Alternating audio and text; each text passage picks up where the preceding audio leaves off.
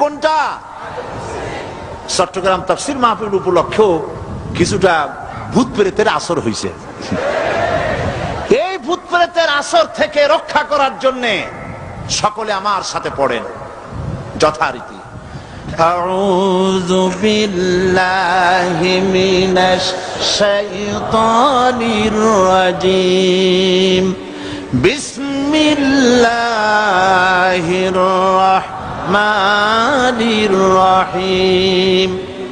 আল্লাহু লা ইলাহা ইল্লা হুয়াল হাইয়ুল কাইয়্যুম লা তা'খুযুহু সিনাতুন ওয়ালা নাওম লাহু মা ফিস সামাওয়াতি ওয়া মা ফিল আরদ মান যাল্লাযী ইয়াশফা'ু 'ইনদাহু ইল্লা বিইذনিহি يعلم ما بين أيديهم وما خلفهم ولا يحيطون بشيء من علمه إلا بما شاء وسع كرسيه السماوات والأرض ولا يؤوده حفظهما وهو العلي العظيم সাদাকাল্লাহুল আযীম। সবাই বলেন সাদাকাল্লাহুল আযীম। আয়াতুল কুরসি, আগে এটার অর্থ করে নেই। আল্লাহু লা ইলাহা ইল্লা হুয়াল হাইয়ুল কাইয়্যুম। আল্লাহ হচ্ছেন তিনি যিনি ছাড়া কোনো ইলাহ নাই, যিনি সার্বভৌমত্বের একমাত্র মালিক। লা তাখুযুহু সিনাতুন ওয়ালা নাওম, যাকে ঘুম এবং তন্দ্রা স্পর্শ করে না। লাহু মা ফিস সামাওয়াতি ওয়া মা ফিল আরদ, আকাশ ও জমিনে যা কিছু আছে সবই তার। মান যাল্লাযী ইয়াশফাউ ইনদাহু ইল্লা বিইذনিহি, কে আছে এমন যে তার কাছে সুপারিশ করতে পারে তার বিনা অনুমতিতে? মা বাইনা আইদিহিম ইয়ালামু মা বাইনা আইদিহিম ওয়া মা খালফাহুম, তিনি সবার অগ্র পশ্চাৎ এর সবকিছুর খবর রাখেন। ওয়ালা ইউহিতুনা বিশাইইম মিন ইলমিহি ইল্লা বিমা শাআ, তার জ্ঞাত বিষয়ের কিছুই মানুষ নিজেদের আয়ত্তে আনতে পারে না। অবশ্য আল্লাহ যদি কাউকে কিছু দিতে চান, ওয়াসিআ কুরসিয়্যুহু সামাওয়াতি ওয়াল আরদ, তার একচ্ছত্র ক্ষমতা এবং কর্তৃত্ব আকাশ এবং জমিনকে পরিব্যাপ্ত করে রেখেছে। ওয়ালা ইয়াউদুহু হিফযুহুমা ওয়া হুয়াল আলিয়্যুল আযীম, আর আকাশ এবং পৃথিবীর রক্ষণাবেক্ষণ করতে গিয়ে আল্লাহ পাক মোটেই ক্লান্তি বোধ করেন না। আর তিনি হচ্ছেন এক মহান শ্রেষ্ঠতম সত্তা। বলি সাদাকাল্লাহুল আযীম। আয়াতুল কুরসি, এই আয়াতটি আয়াতুল কুরসি হিসেবে পরিচিত। কি নামে পরিচিত? আয়াতুল কুরসি। এখানে মহান আল্লাহ পাকের এমন সব পূর্ণাঙ্গ পরিচিতি পেশ করা হয়েছে যার নজির গোটা কোরআন শরীফে নাই। সুবহানাল্লাহ। তাই হাদিস শরীফে এই আয়াতটিকে শ্রেষ্ঠ আয়াত বলা হয়েছে। কোরআন শরীফের কি আয়াত? শ্রেষ্ঠ আয়াত বলা হয়েছে। আমরা প্রত্যেকটি ফরজ নামাজের পরে এই আয়াতে কারিমা পড়ে থাকি, ঠিক কিনা বলে? আল্লাহ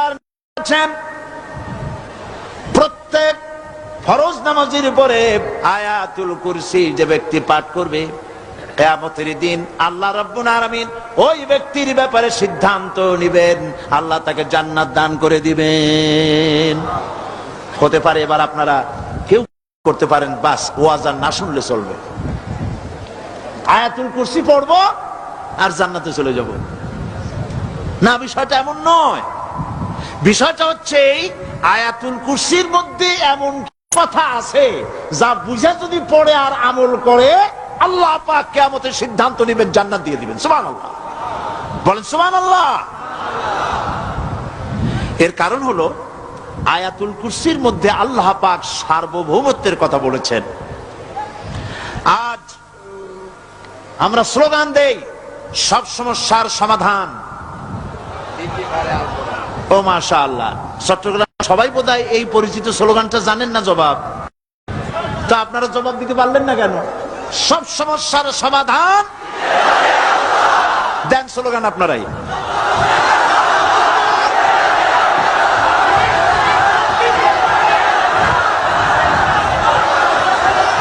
এটা শুধু স্লোগান নয়, সব সমস্যার সমাধান দিতে পারে আল কোরআন। এটা শুধু স্লোগান নয়, এটাই বাস্তবতা, এটাই বাস্তব সত্য। আয়াতুল কুরসির মধ্যে রয়েছে একটি জটিল সমস্যার সমাধান, যাকে সহজ কথায় বলা যায় গদি সমস্যার সমাধান। কুরসি মানে হলো গদি।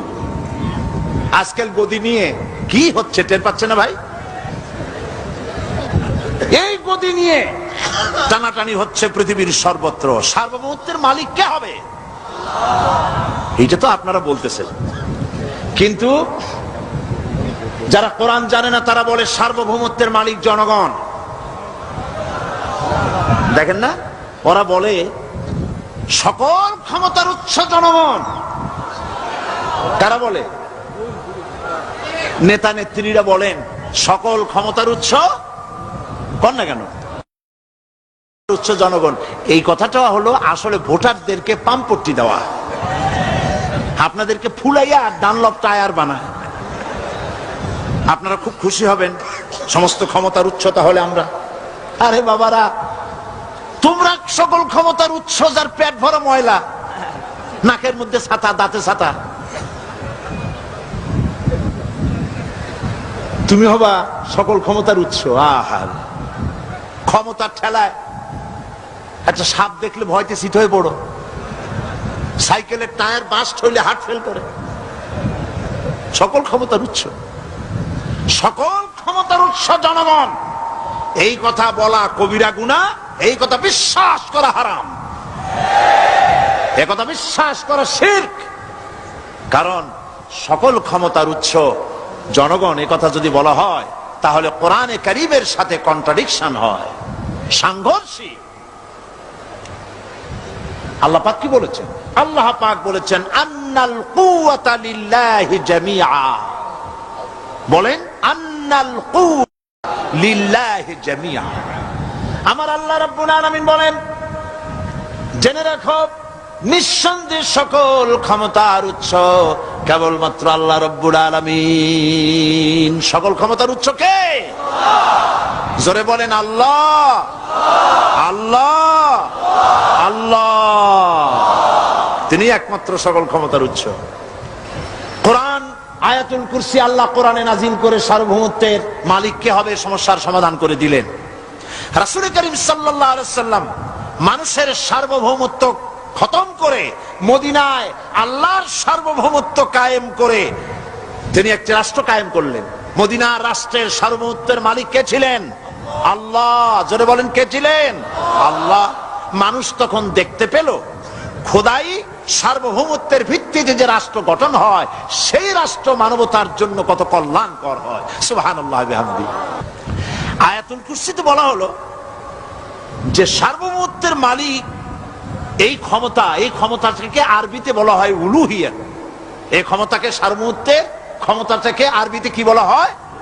উলুহিয়াত। আর যার হাতে এই ক্ষমতাটা থাকে তাহলে বলে ইলাহ, তাকে কি বলা হয়? আল্লাহ রাব্বুল আলামিন আয়াতুল কুরসির শুরুতে এই কথাটাই বলে দিলেন, আল্লাহু লা ইলাহা ইল্লা হুয়াল হাইয়ুল কাইয়্যুম। আল্লাহ হচ্ছেন তিনি যিনি ছাড়া কোনো ইলাহা নাই।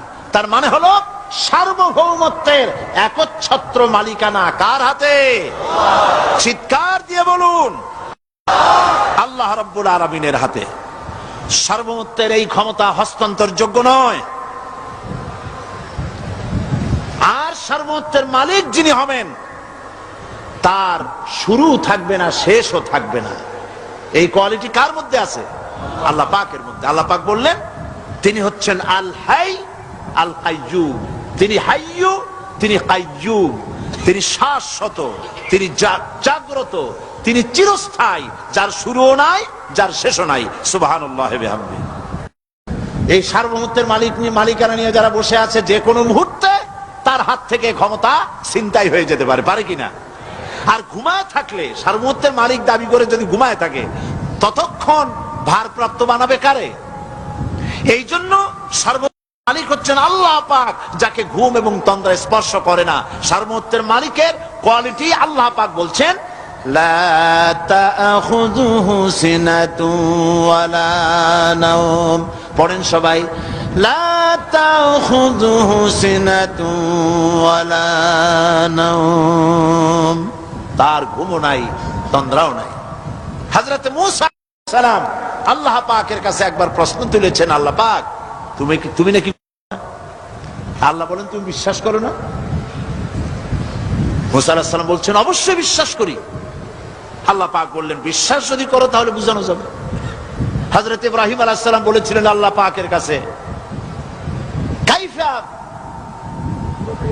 রব্বি আরিনি কাইফা তুহিল মাউতা, হে রব তুমি আমারে দেখাও কেমনে তুমি মৃত্যুকে জিন্দাকে মৃত্যু করো, মৃত্যুকে জিন্দা করো, একটু দেখাও আমারে। আল্লাহ পাক বললেন, আওয়ালাম তুমিন, বিশ্বাস করো না? ইব্রাহিম আলাইহিস সালাম সঙ্গে সঙ্গে বললেন, বালা। নাম বললেন না, বালা মানেও হ্যাঁ, নাম মানেও হ্যাঁ, কিন্তু একটু বেশ কম আছে। তিনি নাম না বলে বালা বললেন। নামের অর্থ হলো হ্যাঁ, আর না বালার অর্থ হচ্ছে কেন নয়, অবশ্যই বিশ্বাস করি।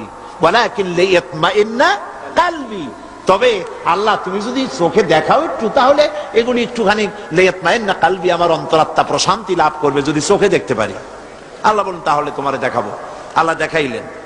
মূসা আলাইহিস সালাম যখন বললেন যে আল্লাহ পাক আর মৃত্যুকে চিন্তা করো কেমনে, তুমি ঘুমায় থাকো, না ঘুমায় পারো কেমনে, তোমার নাকি ঘুম নাই, তন্দ্রা নাই। আল্লাহ পাক বলেন, বিশ্বাস করো না? বলে আমি বিশ্বাস করি। তো ঠিক আছে, তাহলে তোমার দেখাই। বললেন, এক গ্লাস পানি নিয়ে আসো। এক গ্লাস পানি নিয়ে এসে দাঁড়িয়ে থাকো।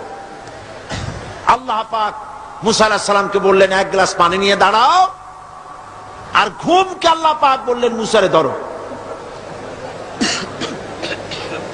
মূসা আলাইহিস সালাম নিদ্রাচ্ছন্ন হলেন, তন্দ্রা এসে গেল, হাত শিথিল হয়ে হাতের থেকে পানি ভর্তি গ্লাস পড়ে ভেঙে চুরমার হয়ে গেল। মূসা আলাইহিস সালাম ভয় পেয়ে গেলেন। আল্লাহ রাব্বুল আলামিন বলেন, ভয় পাওয়ার কোনো কারণ নাই, তোমার প্রশ্নের জবাব আমি এভাবেই দিলাম। এক গ্লাস পানি নিয়ে কয়েক মিনিট দাঁড়াইতে পারো নাই, ঘুমের সঙ্গে সঙ্গেই গ্লাস পড়ে ভেঙে গেল। তামাম আকাশ আর জমিন, গোটা সৃষ্টি জগৎ তোমার আল্লাহ পাকের হাতের মুঠার মধ্যে রয়েছে। আল্লাহ যদি ঘুমায় যায় সব শেষ হয়ে যাবে। তামাম সৃষ্টি জগতের ট্রাফিক কন্ট্রোল আল্লাহ কর্তৃক হয়, আর মানুষের যা হয় আল্লাহ পাক তার থেকে সম্পূর্ণ মুক্ত। আল্লাহ পাকের ঘুম নাই, তন্দ্রাও নাই। লা তাখুযুহু সিনাতুন ওয়ালা নাওম, ঘুমও নাই, তন্দ্রাও নাই। আল্লাহ পাক সমস্ত রকমের মানবীয় কোয়ালিটি থেকে, গুণ থেকে মুক্ত, মুবাররা, পবিত্র। আল্লাহ রাব্বুল আলামিন সার্বভৌমত্বের একচ্ছত্র মালিক হচ্ছেন আল্লাহ পাক, তিনি ছাড়া কোনো ইলাহা নাই। তিনি পরিষ্কার করে বলছেন, আল্লাহু লা ইলাহা ইল্লা হুয়াল হাইয়ুল কাইয়্যুম। সবাই পড়েন, আল্লাহু লা ইলাহা ইল্লা হুয়াল হাইয়ুল কাইয়্যুম। আল্লাহ হচ্ছেন সার্বভৌমত্বের মালিক, তিনি ছাড়া কোনো ইলাহ নাই। এমন একটি আয়াত তাফসীরের জন্য আল্লাহ এনে দিয়েছেন, যেই আয়াতটি বুঝলে পরে দুনিয়াও শান্তি, আখিরাতেও শান্তি। গতি সমস্যার সমাধান হবে, সব সমস্যার সমাধান হবে। আয়াতুল কুরসি এমন আয়াত